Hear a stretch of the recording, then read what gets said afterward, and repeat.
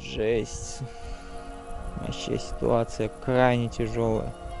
Может быть, у меня часа 2 есть, чтобы нормально все сделать, подсушиться, постираться.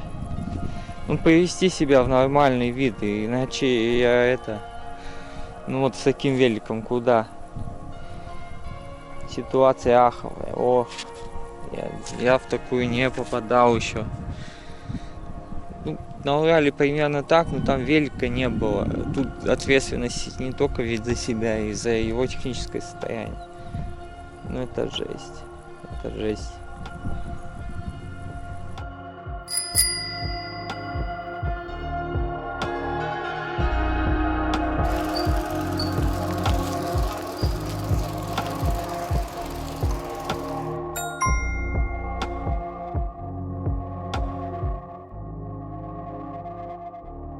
Чё, ребята, время где-то 10, наверное. Я вот сижу в палатке, сходил, велик помыл.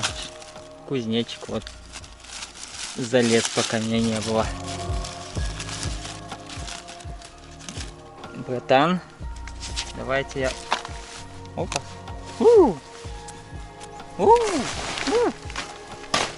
Все, ушел.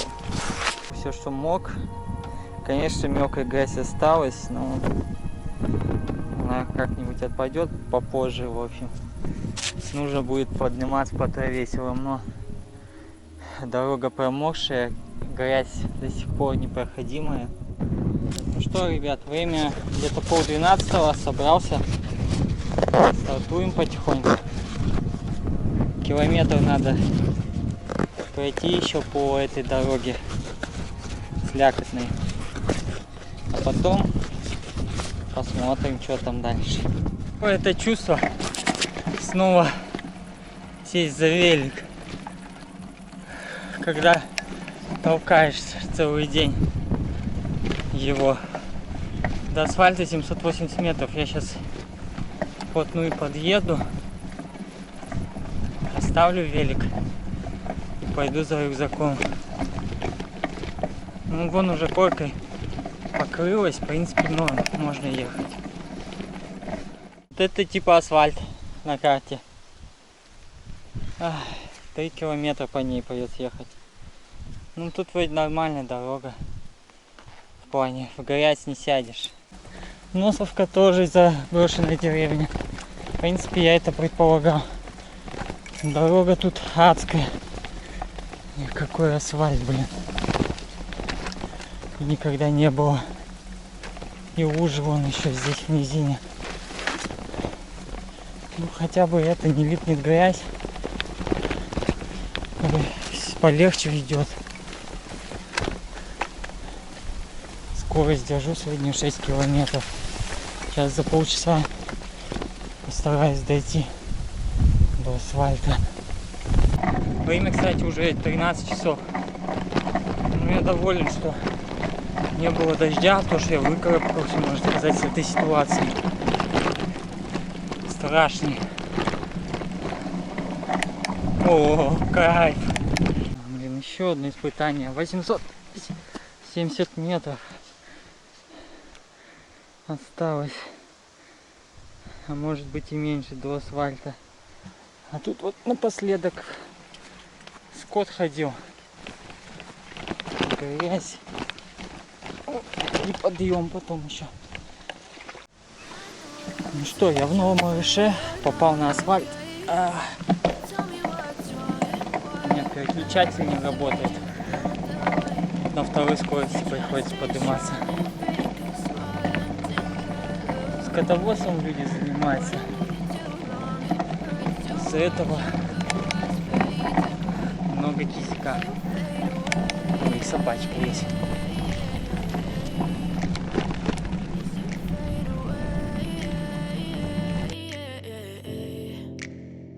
Yeah, I'm about to fade away. Cause every time I wake up I feel like it's Monday. Something's going wrong with all the chemicals up in my brain. All of a sudden I don't look at anything the same way. Gotta buildup of my thoughts sitting in an ashtray. I'm sorry that I'm so inconvenient, okay. Just let me be me and I'll stay out of your way. I can see the way you look at me, I'm such a disgrace. I never really asked to be brought into this place. You wanna... Первый спуск на такой скорости за много часов. 26. Блин, ветер сдувает Панаму. Наконец эта грязь обсыпается. Потихоньку отмываться буду. Ох, что дождик собирается. Надо до мотеля добраться.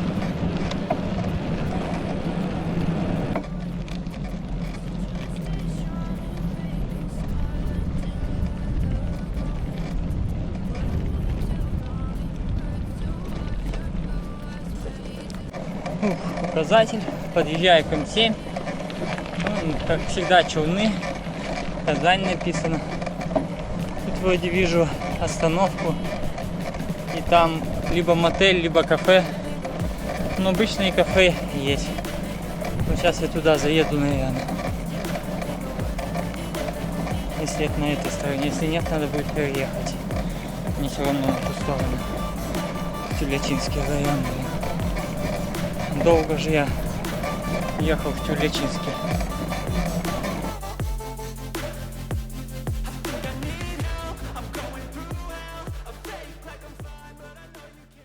Вот такие у нас новые подписчики, да? Как зовут?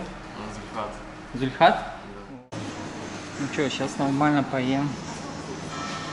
Дирбис заехал, по-моему. Тут столько блюд всяких. Даже почки вон есть. Вау. Даже не знаю, что брать. Время 5 час. Потрепанный веловалер выезжает в Телючи. Надеюсь, доеду. Сейчас надо через переход будет перейти, чтобы 3 километра сэкономить. А так по М7 5 километров. Еще я решил, чтобы не попадать дважды в ту же историю. Тем более еще неизвестно, как в Тельчах дождь был. По полям не поеду там.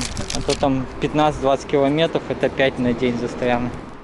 Посмотрим, оборудовано ли это для маломобильных групп. Переход. Ну, вроде бы да. М7 я тебя пересекаю. Слушайте, ну М7 мне нравится своей инфраструктурой. Вот такие переходы мощные. Кафе везде, обочина норм. Вот такая обочина.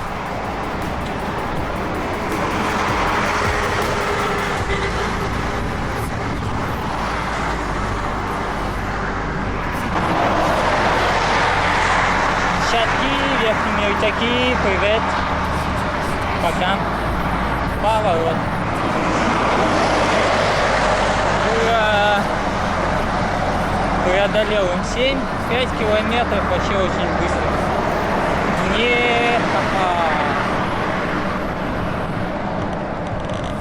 Не, поворот.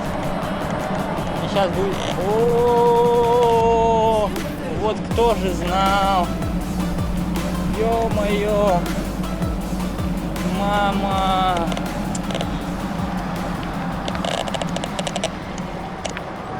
Чё, даешь новое приключение, ребят? Я не хочу по такой дороге ехать. Только одна колея. А вот они шатки. Не валки. Горы щебня. Будут делать асфальт здесь.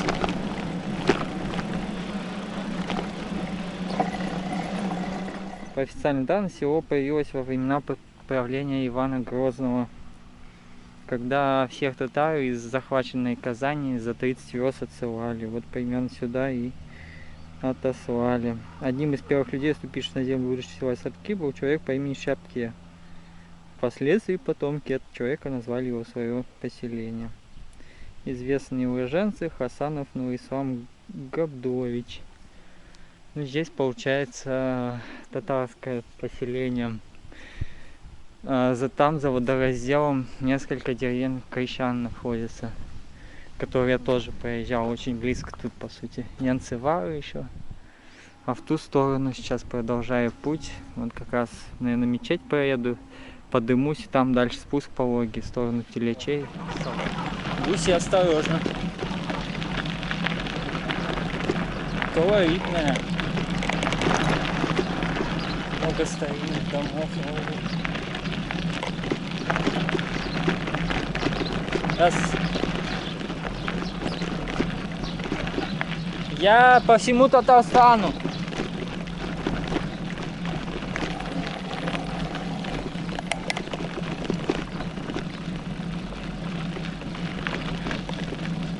Поворот.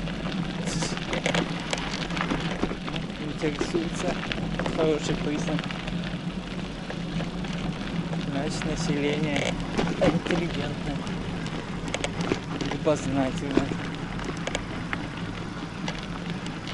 Вот. О, асфальт вижу. Ура!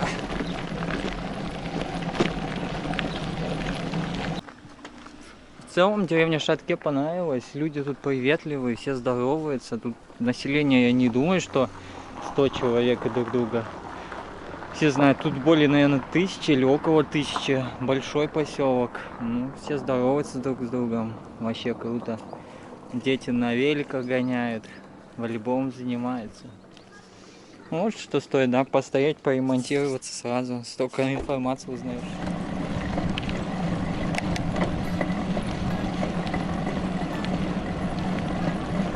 How are you?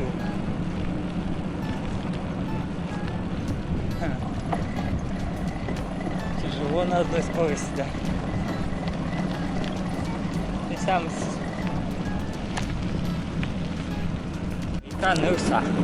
Ну что, занырнем? Новая речка в моем списке. До этого 2 дня вдоль Бетики.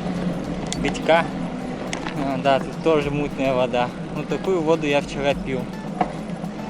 Ой-ой-ой, это жесть. Как вспомнишь, так сдохнешь. Катька, я вот так это называю. Катька. Изи катка, Катька. Под вечер так мощно. 24. О. После вчерашнего мне по заслугам все пришло.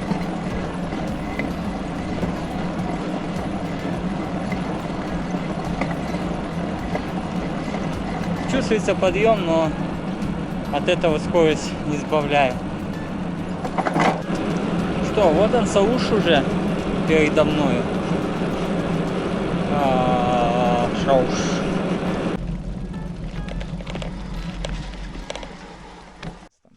Что мне понравилось? Я заехал, здесь, во-первых, колорит сразу какой-то свой. Вся посадка вот такая черная, видите, сосновая. Во-вторых, людей увидел на бричке, которые туда ехали на лошади, то есть это так краски, колорит. Ну, потом плоскач, для всего района это редкость. Вот. Ну и для всех районов, которые проезжал, это редкость. Озерцо, мечеть, видно, что старинная. Единственное, я сюда заезжать сейчас не буду, мне дальше надо ехать. 18 километров осталось до... Пока дождь не начинается, надо делать дело.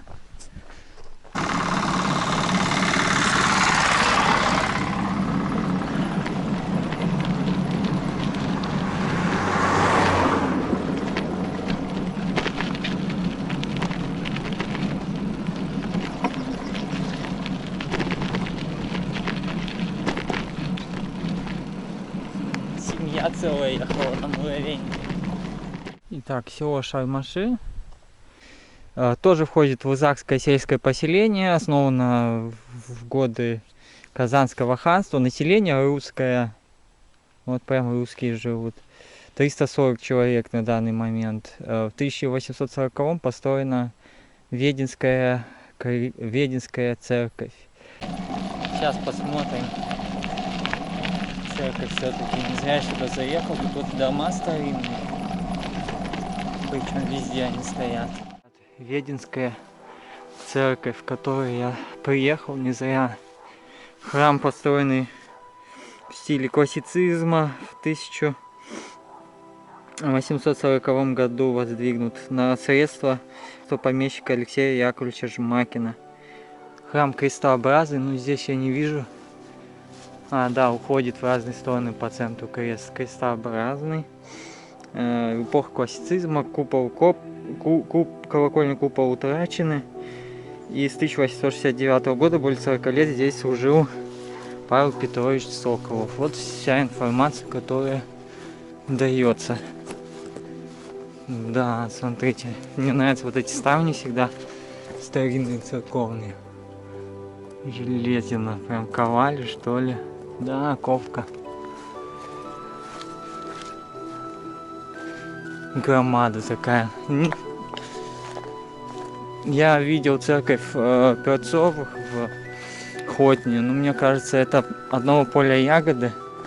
Но здесь как-то вот чисто из кирпича помощнее оно выглядит.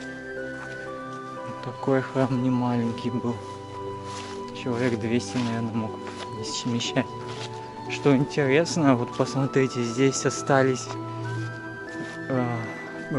рукописи, иконопись древняя, то есть 200-летней давности на стенах. Это уникальная вещь. Надо восстанавливать. Здесь что-то было. Вот прям краска еще не облезла.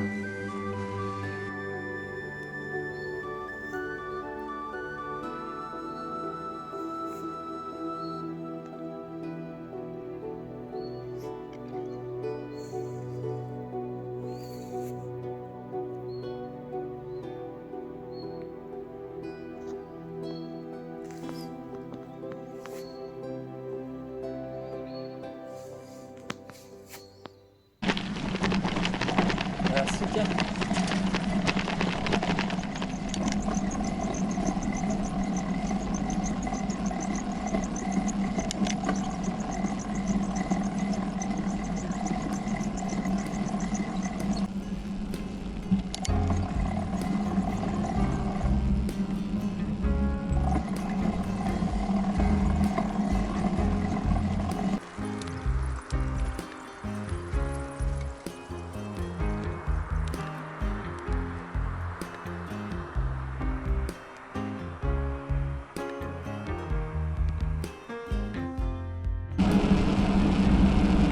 Поворот. Тут грейдер, тут нормальный асфальт. Да, тут нормальный, немного спуск.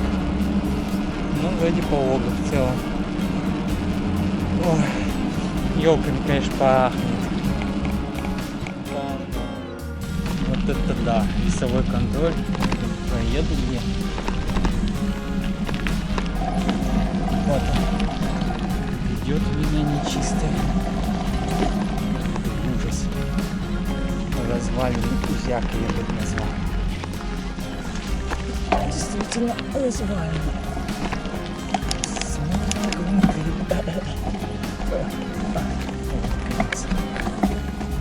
Сейчас опять будем въезжать к асфальту. Улица Хазиева, тут вон двухэтажки. Вот делают, дети что-то делают.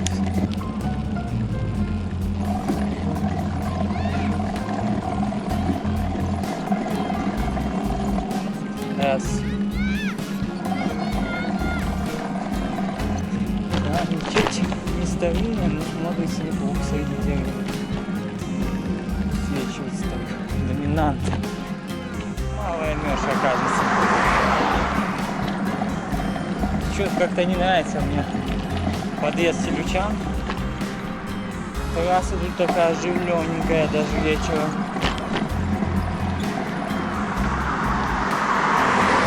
Как и большая по размерам.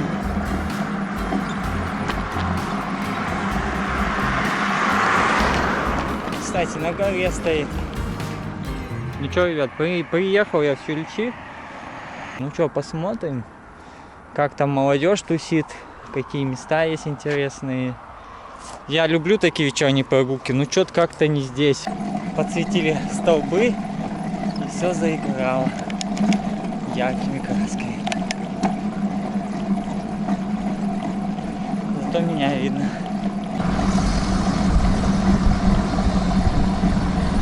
Пятерочка.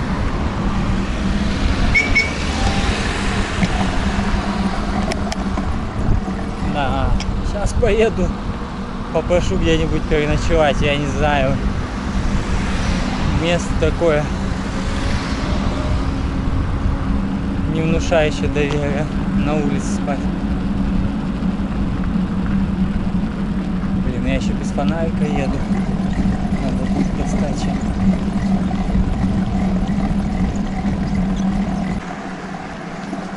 Ничего не подсвечивается, конечно, плохо.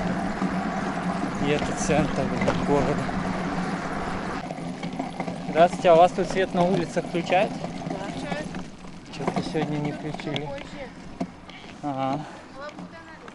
Морось такая, ёшкин ты её кот. О, прям передо мной включили.